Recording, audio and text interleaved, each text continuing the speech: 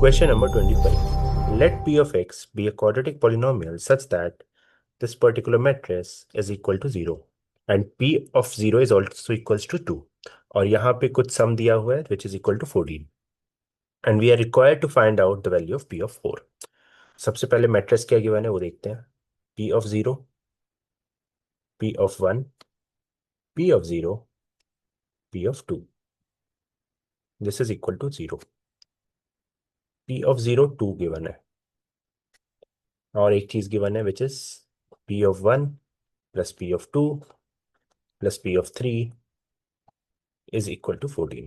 तो ऐसे क्वेश्चंस में हम एक जेनरिक क्वाड्रेटिक पॉलिनोमियल अज्यूम करते हैं, उसके बाद हम इसको सॉल्व करते हैं.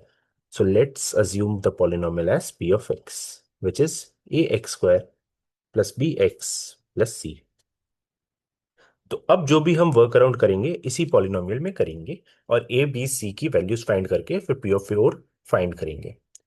तो यहाँ पे p of 0 क्या हो जाएगा? 0 प्लस 0 प्लस सी. यहाँ पे हमने x की वैल्यूज को 0 सब्स्टिट्यूट किया है और हमें पता है p of 0 is nothing but 2. यहाँ पे गिवन है क्वेश्चन में. तो दिस इज 2 इक्वल्स टू सी. तो सी की वैल्यू आ गई directly. Next is this part. हम इसको सॉल्व करते हैं. यहाँ पे हम 1 2 3 सबको सब्स्टिट्यूट करेंगे. So let's do this. So p of 1 हो जाएगा a plus b plus c. p of 2 हो जाएगा 4a plus 2b plus c. p of 3 हो जाएगा 9a plus 3b plus c. This complete thing is equal to 14. अब हम यहाँ पे इसको क्लब करते हैं. ए के टर्म्स को एक साथ, बी के टर्म्स को एक साथ, सी के टर्म्स को एक साथ. So that becomes what? a plus 4a plus 9a. This is equal to 14a plus 2b plus b plus 3b. This is 6b plus c 3c. This is equal to 14. हमें c की value यहाँ पे मिल गई थी. So let's substitute this. This become 14a plus 6b. This is equal to 14 minus 6, which is equal to 8. तो 14a plus 6b is equal to 8. ये हमारे पास final solution आया है इस पर्टिकुलर चीज को सॉल्व करके, जिसमें हमें a और b का रिलेशन मिल गया है.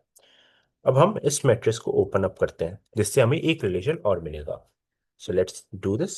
This becomes p of 0 multiplied by p of 2 minus p of 1 multiplied by p of 0 is equal to 0. अब यहां पे हम p of 0 से पूरे इक्वेशन को डिवाइड कर रहे हैं. सो this becomes p of 2 minus p of 1 is equal to 0. So can I also say this as p of 2 is equal to p of 1. अब मैं वैल्यू सब्स्टिट्यूट करूंगा जेनरिक इक्वेशन में और यहां पे पुट करूंगा. So this becomes 4a plus 2b plus c is equal to a plus b plus c. So ये क्या बन गया? 3a is equal to minus b. सी तो यहाँ पे कैंसिल हो गए. बी के टर्म्स को एक तरफ, ए के टर्म्स को एक तरफ, तो ये रिलेशन आ गया. अब इसी रिलेशन को मैं यहाँ पे पुट करता हूं. तो 14a plus 6 times of minus 3a is equal to 8. यहाँ पे हम इसको 3a equals to minus B लिखें या minus 3a equals to be लिखें, एक ही बात है.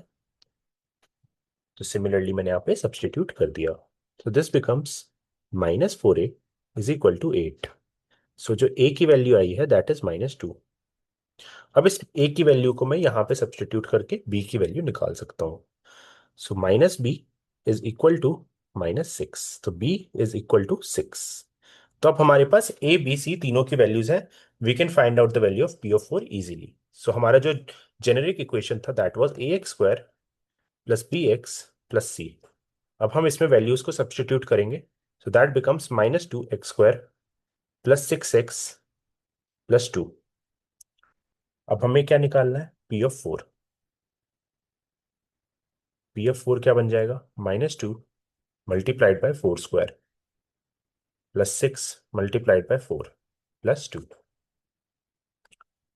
So this becomes -2 multiplied by 16 plus 24 plus 2. So this is -32 plus 26, this is -6, तो आंसर हो गया -6 विच इज ऑप्शन सी।